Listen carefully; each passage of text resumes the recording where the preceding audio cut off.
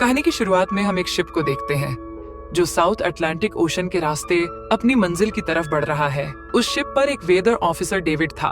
वे लोग एक ऐसे आइलैंड की तरफ जा रहे थे जो अटलांटिक ओशन के सबसे गहरे हिस्सों में छिपा हुआ था। सरकार ने डेविड को वहां भेजा ताकि वह उस आइलैंड के बदलते मौसम का ऑब्जर्वेशन कर सके। डेविड को लगभग 1 साल तक वहां रुकना था, डाटा कलेक्ट करने के लिए, मौसम न के अजीब बदलावों को समझने के लिए और फिर वापस लौट आना था। कैप्टन अपने शिप पर डेविड को उस आइलैंड तक ले जा रहे थे। साथ में 1 साल का खाना और जरूरत का सारा सामान भी था। लंबे सफर के बाद आखिरकार वह आइलैंड तक पहुंच गए। वो लोग बोट की मदद से आइलैंड पर उतरे, साथ ही अपना जरूरी सामान भी ले आए। आइलैंड पर एक लाइट हाउस था और एक छोटा सा घर जहां डेविड को रहना था, क्योंकि इससे पहले भी एक वेदर ऑफिसर यहाँ रहता था, लेकिन अब उसकी ड्यूटी का वक्त खत्म हो चुका था। आज से डेविड इस आइलैंड का नया वेदर ऑफिसर बन गया था और पुराना ऑफिसर रॉबर्ट अब कैप्टन एक्सेल के शिप में घर लौटने वाला था। लेकिन उस घर में जाकर वो लोग हैरान रह गए। किसी भी इंसान का नामो निशान नहीं था। रूम के अंदर फर्नीचर बिखरे हुए थे, सब कुछ उल्टा पुल्टा था। शायद लाइट हाउस में कोई हो सकता है। कैप्टन और डेविड बिना वक्त गंवाए लाइट हाउस की तरफ बढ़ते हैं और वहाँ एक अजीब नजारा देखते हैं। पूरा लाइट हाउस तेज और नुकीले लकड़ों से घिरा हुआ था, जैसे किसी ने जानबूझकर उसे बंद कर दिया हो ताकि कोई भी अंदर न जा सके। कैप्टन और डेविड ने लाइट हाउस का गेट कई बार नॉक किया, लेकिन कोई रिस्पांस नहीं मिला। आखिर में उन्होंने गेट को जोर से धक्का दिया और अंदर घुस गए। लाइट हाउस के बिल्कुल ऊपर उन्हें एक आदमी मिला जिसका नाम ग्रूनर था। वो लेटा हुआ था। जब उन्होंने ग्रूनर से पुराने वेदर ऑफिसर के बारे में पूछा तो उसने काफी बेपरवाही से जवाब दिया, वो मर गया है, कोई भयानक बीमारी थी उसे। कैप्टन ने जब उससे डेड बॉडी के बारे में पूछा तो उसका जवाब और भी ज्यादा अजीब था, शायद किसी ने मार दिया होगा। ग्रूनर की बातें सुनकर डेविड और कैप्टन दोनों चौंक गए। उन्हें लगा शायद ग्रूनर की मेंटल कंडीशन ठीक नहीं है, लेकिन जब तक पुराने ऑफिसर का पता नहीं मिलता वो लोग कुछ कर भी नहीं सकते। कैप्टन ने डेविड से कहा, अगर तुम अब भी चाहो तो हमारे साथ वापस चल सकते हो। लेकिन डेविड जानता था अगर वह सरकार को इस आइलैंड का एक्यूरेट वेदर रिपोर्ट दे पाया तो उसे काफी पैसे मिल सकते हैं, और पैसे की उसे वैसे भी जरूरत थी। इसीलिए उसने तय किया कि वो यहीं रुकेगा। कैप्टन ने उसे एक गन दी प्रोटेक्शन के लिए। शायद यह जगह उतनी सेफ नहीं है जितनी दिखती है। कैप्टन के जाने के बाद डेविड ने घर को थोड़ा सेटल किया, रहने लायक बनाया। रूम के एक ड्रॉर में उसे एक डायरी मिली पुराने ऑफिसर की। इस ऑफिसर ने 1913 में इस आइलैंड पर कदम रखा था। डायरी में आइलैंड के बारे में बहुत कुछ लिखा था, लेकिन सब कुछ साफ नहीं था, कुछ बातें अधूरी थीं। डेविड हर लाइन को ध्यान से पढ़ता गया। डायरी में कुछ अजीब तरह के जानवरों के स्केचेस भी बनाए थे। डेविड को समझ नहीं आया उसने ऐसी तस्वीरें क्यों बनाई थीं। शायद वह अकेला था और टाइम पास के लिए ऐसा किया होगा। डायरी के एक पेज पर उसकी वाइफ की फोटो भी लगी थी। डेविड वो डायरी पढ़ते पढ़ते थक गया और धीरे धीरे उसकी आंख लग गई। अगली सुबह डेविड ने अपना काम शुरू कर दिया, लेकिन समुंदर के पास पहुंचते ही उसके कदम रुक गए। चट्टानों के बीच कुछ पत्थर अजीब तरीके से सजाए गए थे और उनके बीच कुछ शेल्स भी रखे थे। अजीब पैटर्न में डेविड ने सोचा शायद यह सब ग्रूनर ने किया हो। यह सोचकर वो दोबारा अपने काम में लग गया। मौसम का डाटा कलेक्ट करना वही काम जिसके लिए वो यहाँ आया था। काम के दौरान जब उसने बाइनोकुलर से लाइट हाउस की तरफ देखा तो उसे ग्रूनर के साथ एक और इंसान दिखा, लेकिन फिर उसने सोचा शायद उसका वहम हो। रात हो चुकी थी और डेविड अपने काम में बिजी था। तभी दरवाजे पर नॉक हुआ। उसने सोचा शायद यह ग्रूनर है। डेविड ने उसका नाम पुकारा, लेकिन कोई जवाब नहीं मिला। हाथ में लैंप लेकर जैसे ही डेविड आगे बढ़ा उसके कानों में कुछ अजीब सी आवाजें गूंजने लगी, और फिर उसने देखा गेट के नीचे से किसी अजीबोगरीब प्राणी का हाथ अंदर आने की कोशिश कर रहा था। वो हाथ इंसानी नहीं था। डेविड का दिल दहशत से भर गया। वो तुरंत बेसमेंट की तरफ भागा और वहाँ जाकर छुप गया। कुछ ही देर में वो रहस्यमयी घर के अंदर घुस चुकी थी। वो छुप छुप के डेविड को ढूंढ रही थी। बेसमेंट की एक छोटी सी क्रैक से उस क्रेच्चर की भयानक आंखें डेविड को घूरने लगी। डेविड ने एक छुरी उठाई और जैसे ही वह आंखें उस क्रैक के सामने आई उसने पूरी ताकत से छुरी घुसा दी। वो क्रेच्चर चीख के भाग गई, लेकिन वो कभी भी वापस आ सकती थी। डेविड ने बेसमेंट का गेट मजबूती से बंद किया, रस्सी से कस के बांधा और पूरी रात वहीं जाग कर बिताई, दहशत के साए। अगली सुबह जब डेविड घर से बाहर गया तो उसने रेत पर कुछ निशान देखे। पैरों के निशान पर इंसान जैसे नहीं थे, बिल्कुल साफ था। ये किसी इंसान का काम नहीं था। वह निशान सीधे समुंदर की तरफ ही जाकर खत्म हो गए थे। अब डेविड को सब समझ आ गया था क्यों ग्रूनर ने लाइट हाउस के चारों ओर नुकीले लकड़े लगाए थे, शायद उसी अजीब क्रेच्चर के लिए। और अब डेविड जान गया ये घर उसके लिए बिल्कुल भी सेफ नहीं है। शायद वो क्रेच्चर आज रात फिर से लौट कर आएगा। डर के मारे डेविड लाइट हाउस की तरफ दौड़ता है। ग्रूनर को चिल्लाकर कहता है, गेट खोलो, मुझे अंदर आना है। लेकिन ग्रूनर उसे अंदर नहीं आने देता और कहता है, तुझे तो शिप के साथ लौट जाना चाहिए था। डेविड निराश होकर वापस लौटता है, लेकिन अब उसे अपना घर सुरक्षित बनाना होगा। उसने घर की हर एक विंडो को लकड़ी से बंद कर दिया, हर तरफ नुकीले लकड़ों से घेरा बनाया और गेट के बाहर पुराने कागज और किताबें रखी। फिर उन पर तेल छिड़क दिया ताकि अगर वह क्रच्चर वापस आए तो उसे आग से डरा के भगाया जा सके। लेकिन एक बात थी जो डेविड अब तक नहीं जानता था, और यह बात उसे आज रात पता चलने वाली थी। किस्मत से उसे घर के अंदर एक पुराना बॉक्स मिला। उस बॉक्स में एक गन थी और बहुत सारी बुलेट्स। ये देखकर उसे थोड़ी हिम्मत मिली, लेकिन डर अब भी जिंदा था। जैसे जैसे सूरज ढलने लगा, रात का अंधेरा हर तरफ छा गया। डेविड गन हाथ में लिए घर के एक कोने में चुपचाप बैठा था। उसकी सांसें तेज थीं। तभी एक अजीब आवाज सुनाई दी, और जब डेविड ने खिड़की की तरफ कदम बढ़ाया तो जैसे उसके पैरों के नीचे से जमीन ही खिसक गई। सिर्फ एक नहीं, पानी में से कई सारी वही अजीबोगरीब क्रिएचर्स उठती हुई नजर आई और सब उसके घर की तरफ बढ़ रही थी। कुछ ही देर में वह गेट को तोड़ने की कोशिश करने लगे। डेविड ने तुरंत गोलियां चलानी शुरू की। कुछ क्रिएचर्स गिर गए, लेकिन बाकी और भी ज्यादा हिंसक हो गए। वो अब घर के अंदर घुसने की कोशिश कर रहे थे। जैसे जैसे उनकी तादाद बढ़ने लगी, डेविड ने बिना वक्त गवाए गेट के बाहर रखे कागजों और पुरानी किताबों को आग लगा दी। आग देखकर वह क्रिएचर्स डर के मारे वापस समुद्र में लौट गए। लेकिन अब वही आग डेविड के घर तक पहुंच चुकी थी। घर में आग लग चुकी थी, और क्योंकि पूरा घर लकड़ी का बना था, आग बिजली की तरह फैल गई। डेविड ने तुरंत एक चादर में लपेटकर खुद को बचाया, गेट तोड़कर बाहर निकला और लाइट हाउस के पास एक बड़े पत्थर के पीछे छुप गया। उसका दायां हाथ बुरी तरह जल चुका था। किस्मत से उसी वक्त बारिश शुरू हो गई। आग धीरे धीरे बुझने लगी, लेकिन पूरी रात की बारिश के बाद भी सुबह तक डेविड अपना घर नहीं बचा पाया। पूरा घर जलकर लगभग राख हो चुका था। अब अगर डेविड को जिंदा रहना है तो उसे लाइट हाउस में पनाह लेनी होगी। उसने अपनी राइफल उठाई और लाइट हाउस के पास के पत्थरों के बीच छुप गया। जब ग्रूनर पानी भरने के लिए लाइट हाउस से बाहर निकला तो डेविड उसके पीछे पीछे चल दिया। इरादा था उसे गन पॉइंट पर ले जाकर लाइट हाउस के अंदर घुसने का, लेकिन अचानक जब उसने ग्रूनर पर गन तानी, तभी एक अजीब सा क्रिएचर जो ग्रूनर के पास ही था उस पर हमला कर दिया। वो क्रच्चर ग्रूनर का रक्षक था। ग्रूनर ने तुरंत डेविड को रोका और कहा, यह मेरा पालतू है। डेविड ने गोली नहीं चलाई, लेकिन एक शर्त रखी, अगर जिंदा रहना है तो लाइट हाउस में रहने दिया जाए। उसके पास 1 साल के लिए काफी गन पाउडर था और इतना खाना भी था कि दोनों बच सके। ग्रूनर कुछ देर चुप रहा, फिर धीरे से हाँ कर दी। शाम होने से पहले दोनों बचा हुआ खाना लेकर लाइट हाउस लौट आए। अगली सुबह वो क्रच्चर चुपचाप डेविड का हाथ चाट रहा था, जबकि डेविड गहरी नींद में था, और कुछ ही देर में उसका हाथ काफी हद तक ठीक हो गया। ये सब डेविड के लिए एक शौक था, लेकिन जो आंखों के सामने हो रहा था उस पर यकीन करना मुश्किल था। लाइट हाउस के टॉप पर डेविड ने देखा ग्रूनर उन बुलेट्स को काउंट कर रहा था जो उन्हें गन से मिली थी, और वो क्रच्चर अपने तरीके से ग्रूनर की मदद भी कर रहा था। इसका मतलब ये था कि यह जानवर वायलेंट नहीं है। डेविड अब ग्रूनर से उसके बारे में और जानना चाहता था, और फिर यह सब दुनिया के सामने लाना चाहता था, क्योंकि यह किसी मिरेकल से कम नहीं था। एक अजीब सी फीमेल क्रिएचर समंदर के गहरे अंधेरों से उनके सामने थी। अगर इस क्रिएचर का सच दुनिया के सामने आता तो डेविड और ग्रूनर दोनों दुनिया भर में मशहूर हो जाते। लेकिन ग्रूनर को यह सब नहीं चाहिए। वह इस आइलैंड से कहीं नहीं जाना चाहता। ग्रूनर के पास कोई अपना नहीं था। उसके हिसाब से सोसाइटी में कोई भी अकेला नहीं रह सकता। हर किसी को किसी न किसी का गुलाम या नौकर बन के रहना पड़ता है। इसीलिए उसके लिए यह आइलैंड परफेक्ट था। ये जगह जहाँ वह अपने आप को एक किंग समझता था, अपनी मर्जी का मालिक। इसी वजह से उसने आइलैंड के कई हिस्सों में लिख दिया था, ग्रूनर इज किंग। लेकिन वो अजीब सी फीमेल क्रिएचर उसकी पालतू कैसे बन गई? असल में एक बार ग्रूनर ने उसकी जान बचाई थी। वह गलती से अपने फिशिंग नेट में फंस गई थी। तब वो क्रच्चर छोटी थी और उस दिन के बाद से ग्रूनर के साथ ही रह गई। उसकी हर बात माननी शुरू कर दी। लेकिन ग्रूनर एक गुस्से वाला इंसान था और उसने कभी भी उस क्रच्चर के साथ इंसानियत से बिहेव नहीं किया। उसके साथ रेगुलर फिजिकल रिलेशन रखता था। एक बार उस क्रच्चर ने ग्रूनर पर हमला भी किया और उसके बदले में ग्रूनर ने उसे सजा दी, एक ऐसी सजा जिसके बाद वह क्रच्चर अपने आप को ग्रूनर की नौकरानी समझने लगी। शायद इसी वजह से हर रात वह क्रिएचर्स समंदर से बाहर आते हैं उसे वापस ले जाने के लिए, लेकिन वो क्रिएचर्स दिन के उजाले में अटैक नहीं कर सकते। खैर, डेविड अब यहाँ और नहीं रहना चाहता। वो किसी आने वाले शिप को सिग्नल भेजकर यह जगह छोड़ देना चाहता है, लेकिन ये काम इतना आसान नहीं था। ग्रूनर का कहना था कोई भी शिप इस आइलैंड तक नहीं आती, लेकिन डेविड उसकी बात पर विश्वास नहीं करता। उसे यहाँ रहना अब बिल्कुल भी अच्छा नहीं लग रहा। उसे यहाँ घुटन सी महसूस हो रही है। वह जल्दी से जल्दी यह जगह छोड़ना चाहता है। शाम होने लगी है। ग्रूनर उसे कहता है, गन लेकर रेडी हो जा, क्योंकि वह क्रचर्स कभी भी हमला कर सकते हैं। वो लाइट हाउस की लाइट ऑन करने के लिए तैयार हो जाते हैं और कुछ ही देर में समंदर से एक बड़ी तादाद में क्रिएचर्स निकलकर बाहर आते हैं। वो लाइट हाउस की तरफ बढ़ते जा रहे हैं। ग्रूनर उन पर लगातार फायर करता जा रहा था, लेकिन डेविड पूरी तरह से डर गया था। वो लाइट हाउस के अंदर की तरफ पीछे हटने लगा। ग्रूनर के बार बार कहने के बाद भी वह बस एक कोने में चुपचाप बैठा रहा और कुछ ही देर में डेविड बेहोश हो गया। ग्रूनर अकेला उन क्रचर्स से लड़ता रहा।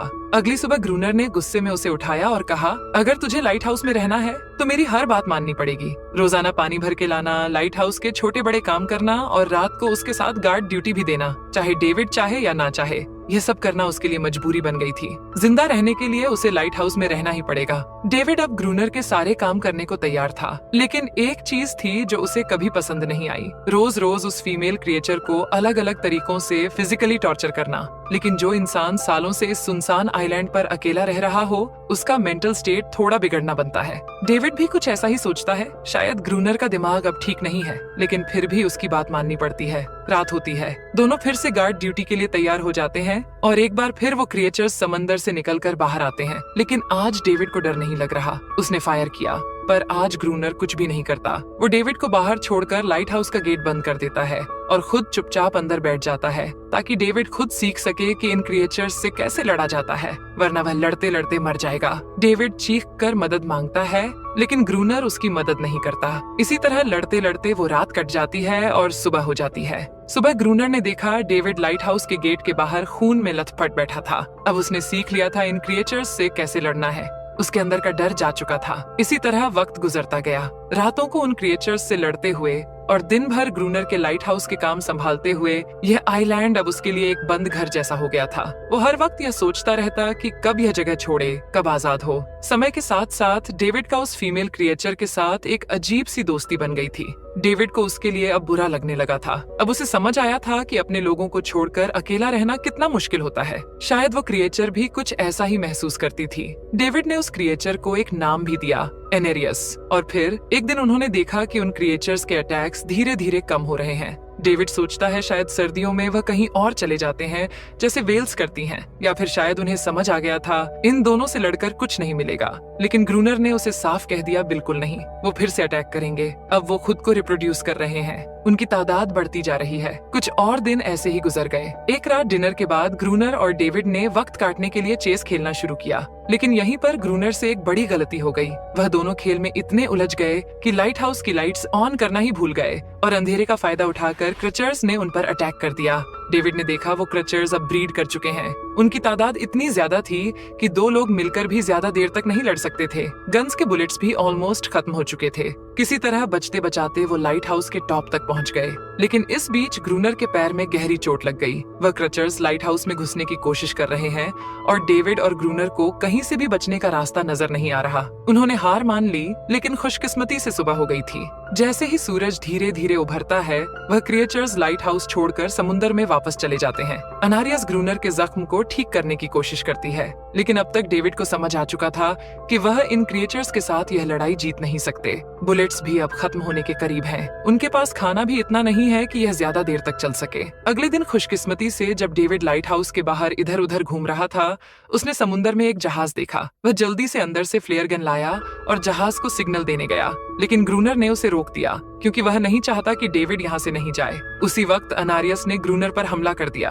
वो डेविड को ग्रूनर से बचाना चाहती थी। ग्रूनर किसी को भी यह आइलैंड छोड़ने नहीं देना चाहता। यह आइलैंड उसकी अपनी दुनिया है, जहाँ वह एक किंग की तरह रहता है, एक सर्वेंट है जो उसकी हर बात मानती है। वह इस जिंदगी को छोड़कर शहर वापस नहीं जाना चाहता और वह डेविड को भी जाने नहीं देना चाहता। इतने टाइम से अकेला रहने के बाद अब उसके पास कोई था जिससे वह बात कर सकता था। धीरे धीरे वो शिप डेविड की आंखों के सामने समुद्र में गायब हो गई। अब उसके पास कुछ भी करने को नहीं था। ऐसे ही कुछ और दिन बीत गए। ग्रूनर डेविड और अनारियस दोनों के साथ अब भी बुरा बर्ताव कर रहा था, लेकिन अनारियस को वह खास तौर पर मारता था जो डेविड को बिल्कुल पसंद नहीं था। एक दिन डेविड ने अनारियस को एक छोटी टॉय बोट गिफ्ट में दी जो उसने व्हेल की हड्डियों से बनाई थी। शायद इससे अनारियस का मन थोड़ा हल्का हो जाए, लेकिन जब अनारियस ने उस बोट को देखा तो वह डेविड को आइलैंड के एक ऐसे कोने में ले गई जहाँ वाकई एक असली बोट रखी थी। जब डेविड ने उस बोट के बारे में ग्रूनर से पूछा तो उसने कहा हाँ, उसे ऑलरेडी पता था कि आइलैंड के उस हिस्से में एक बोट है कुछ महीने पहले एक आर्म स्मगलिंग शिप जो बहुत सारा गोला बारूद ले जा रही थी,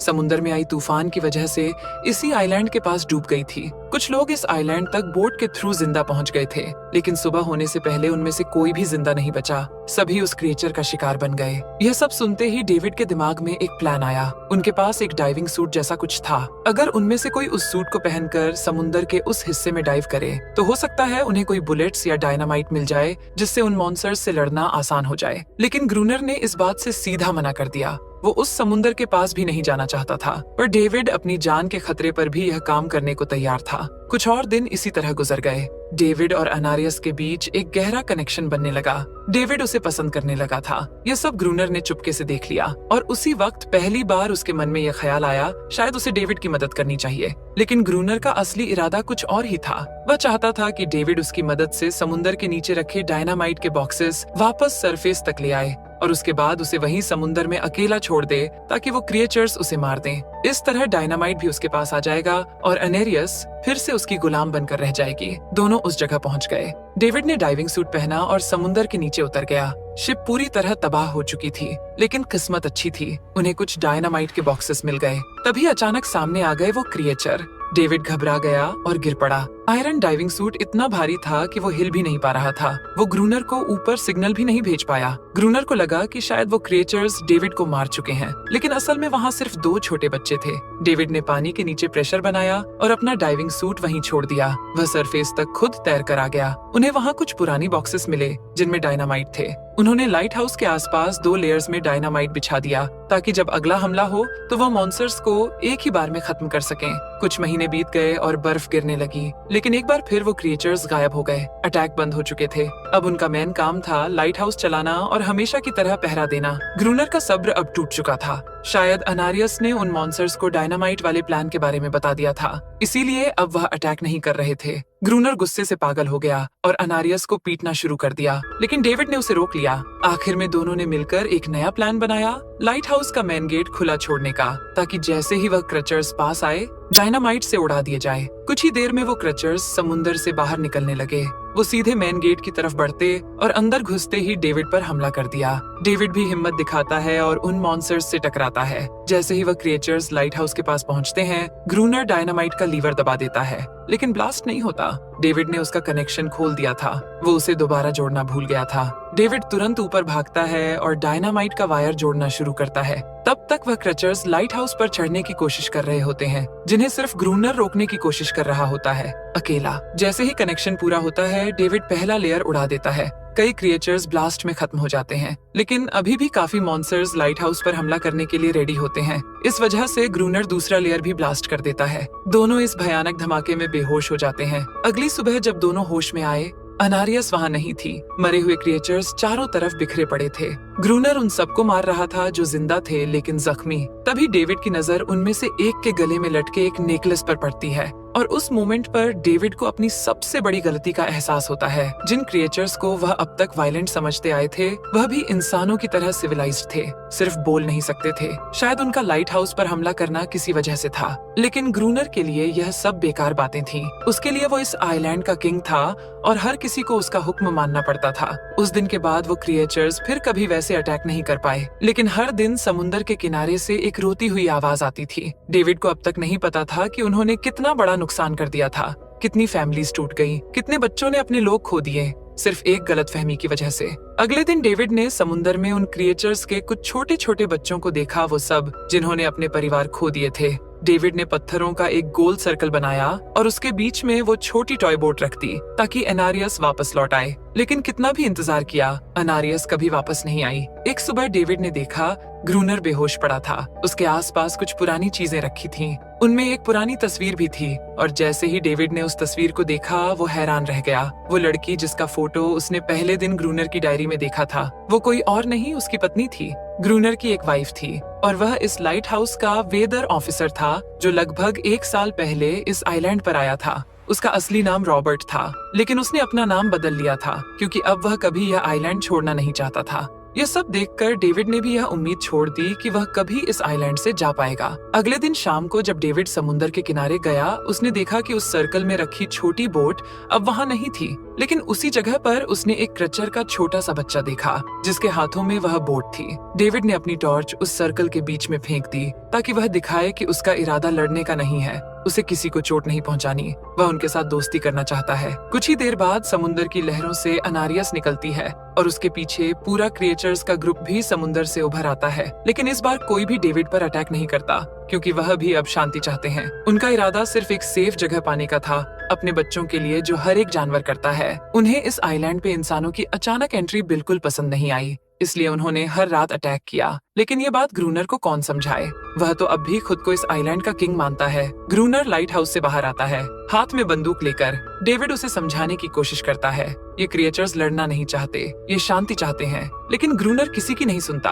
वो अनारियस को चीख कर कहता है, अंदर चली जाओ। लेकिन ये पहली बार था जब अनारियस ने उसकी बात नहीं मानी, क्योंकि अब वह उसकी नौकरानी नहीं रही, अब वह सिर्फ एक माँ थी जो अपने बच्चों के लिए खड़ी थी। ग्रूनर अंदर से कमजोर महसूस करने लगता है क्योंकि अब कोई भी उसका हुक्म नहीं मान रहा था। गुस्से में उसने लाइट हाउस की तरफ कदम बढ़ाए। डेविड को लगा शायद ग्रूनर को अब समझ आ गया होगा कि हर एक जानवर आजादी चाहता है, कोई भी किसी का गुलाम बनकर नहीं जीना चाहता। लेकिन ग्रूनर समझदार इंसान नहीं था। जैसे ही वह लाइट हाउस पहुंचा, उसने सिग्नल गन से एक फ्लेयर छोड़ी जो सीधा जाकर एक छोटे क्रचर के बच्चे से टकरा गई। उस बच्चे की तुरंत मौत हो गई। सभी क्रचर्स डर के मारे भाग गए और अनारियस ने भी डेविड पर से अपना पूरा भरोसा खो दिया। गुस्से से पागल डेविड तुरंत लाइट हाउस की तरफ भागता है और ग्रूनर से टकरा जाता है, उससे लड़ने लगता है। क्यों किया तूने ये सब? ये लोग तो बस शांति चाहते थे। लेकिन ग्रूनर इतना वायलेंट हो चुका था कि उसने डेविड को मारने का फैसला कर लिया। हाथ में एक्स लेकर जैसे ही वह डेविड पर वार करने जा रहा था, डेविड ने उसे उसके असली नाम से पुकारा, रॉबर्ट। यह सुनकर ग्रूनर एकदम रुक गया।